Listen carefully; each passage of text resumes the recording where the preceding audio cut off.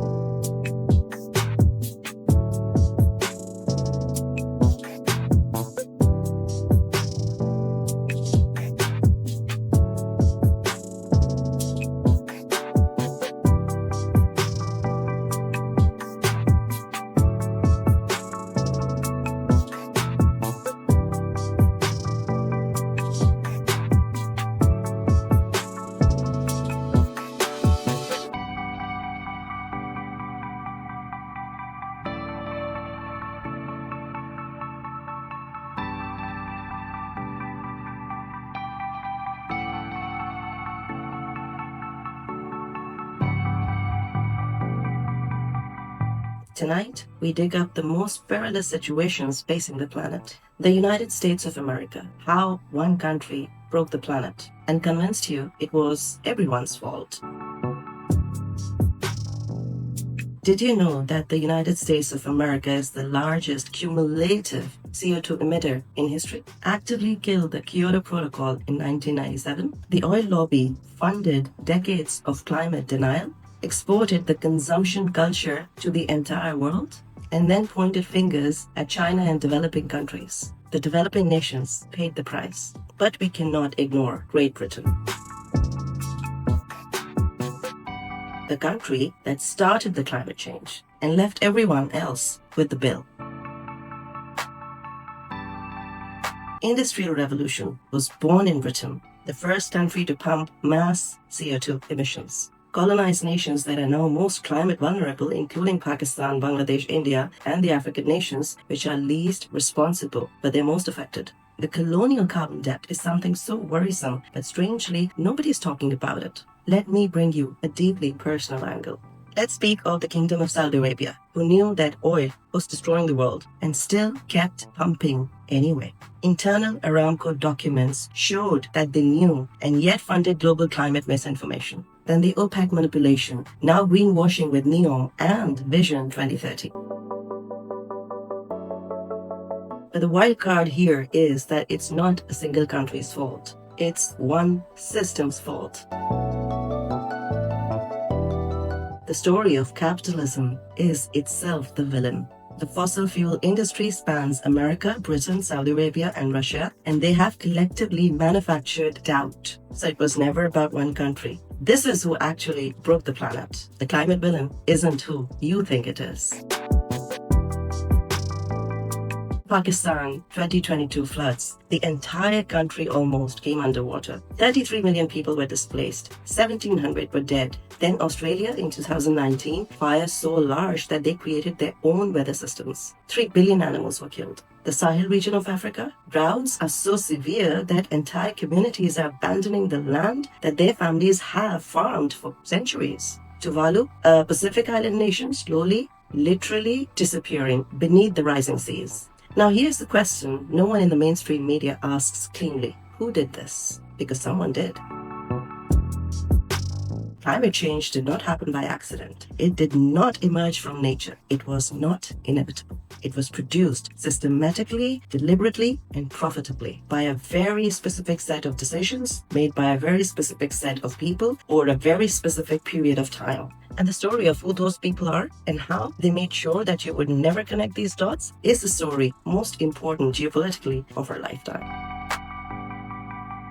To find the origin of the story, you have to go back, not to the 1990s climate conferences, but you have to go back to 1760, Birmingham, England, the Industrial Revolution. For the first time in human history, a civilization decided to burn fossilized carbon on an industrial scale. Coal, then oil, then gas. to power factories, to build empires, to generate wealth that had never existed before in human history. And it worked spectacularly. Britain became the most powerful country on earth. It built railways across continents. It colonized. It powered ships that enforced its empire. It generated industrial wealth that lifted its own population while extracting resources from everyone else. And here's what nobody told you in school. Britain and the handful of European nations that followed its industrial model in the 19th century pumped the majority of the historical CO2 that set our current climate crisis in motion.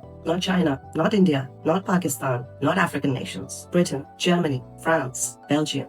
The nations that colonized the world industrialized first. The nations that were colonized paid the price last. And here's a number that should make you stop. The global south, developing nations across Asia, Africa, Latin America, and the Pacific are responsible for a fraction of cumulative historical emissions. Yet they experience the most devastating climate consequences. Pakistan contributes less than 1% of global carbon emissions. In 2022, a third of Pakistan went underwater, as I mentioned earlier, but that is not a coincidence. That is a consequence, and consequences have causes. Then came America. If the Great Britain lit the match, America poured gasoline. The 20th century was the American century, and the American century ran on oil. Texas, Oklahoma, the Gulf of Mexico, then Saudi Arabia, Kuwait, Iran, American oil companies planting their flags across the Middle East. By the 1950s, America had built an entire civilization around fossil fuel consumption. The suburb, the highway, the automobile, the supermarket, the disposable economy. And then it exported that model to the world through Hollywood, through advertising, through trade policy, through the simple, seductive power of showing the rest of the world what prosperity looked like and making sure it ran on oil. And here is what makes this particular chapter critical. They knew. As early as 1959, scientists had warned at an American Petroleum Institute conference that burning fossil fuels would raise global temperatures with, quote, marked effects on climate. By 1988, NASA scientist James Hansen testified before the United States Congress. He said clearly on the record to elected representatives, and I quote, global warming is happening, human activity is the cause, the time to act is now. That was 1988. What happened next is where the real crime begins.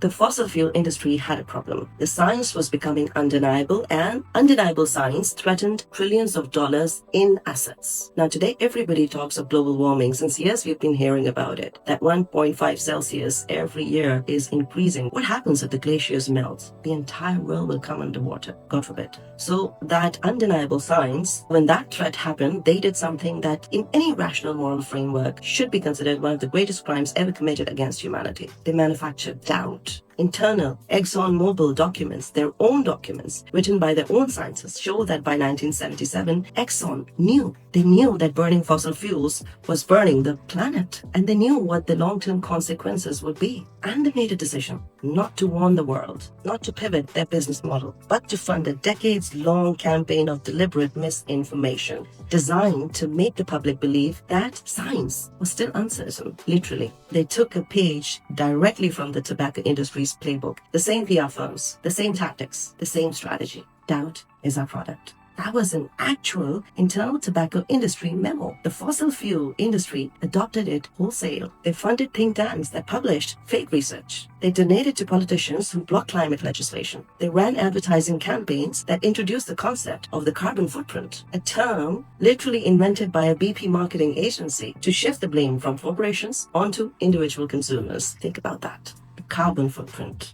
A thing that makes you feel guilty about your shower length, about your grocery bags, was invented by an oil company to make sure you blamed yourself instead of them. Meanwhile, between 1988 and 2015, just 100 companies were responsible for 71% of all global emissions. 100 companies, 71%. And we spent 30 years arguing about whether to use paper or plastic bags. But the fossil fuel industry could not have done it alone. They needed governments, and the governments obliged. In 1997, the world came together in Kyoto, Japan. The Kyoto Protocol, the first serious international agreement to cut carbon emissions. The United States vetoed 95-0 unanimously against ratifying it. 95-0. In 2001, the Bush administration withdrew entirely. In 2017, the Trump administration withdrew from the Paris Agreement, only nation on earth to do so. At COP28, the 2023 Global Climate Summit held in Dubai, there were more registered fossil fuel lobbyists in attendance than delegates from the 10 most climate vulnerable nations combined. More lobbyists than climate victims. In the room where decisions were made about climate victims. And while the world leaders signed the agreements and gave speeches about net zero G7 nations, the world's wealthiest democracies continued to pump trillions of dollars in subsidies directly into fossil fuel companies. The International Monetary Fund estimated that fossil fuel subsidies globally reached $7 trillion in 2022 alone. $7 trillion in 1 year. Subsidizing the thing that is literally destroying the planet. This is not negligence. This is not incompetence. This is a system working exactly as it was designed to work, for the people it was designed to work for.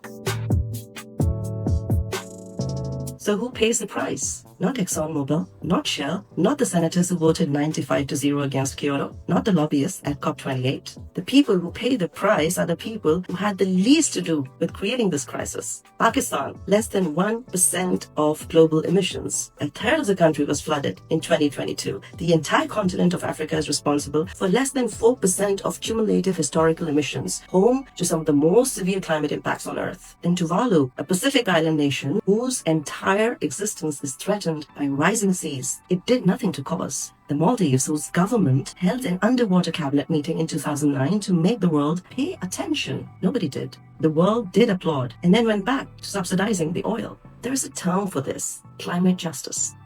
And the reason you don't hear it discussed in the mainstream media is the same reason you didn't hear about ExxonMobil's internal documents for 40 years. Because the people who own the media and the people who own the oil companies are very often the same people. So where does this leave us? I want to be honest with you, because this is what this channel is for. The system that created this is still running. The subsidies are still flowing. The lobbyists are still in the room. The doubts are still being manufactured. But something has shifted. The Exxon documents are public now. The IPCC reports are unambiguous. The Global South is no longer asking politely. It is demanding loudly at every international forum that the nations and corporations responsible for this crisis pay for the damage that they caused.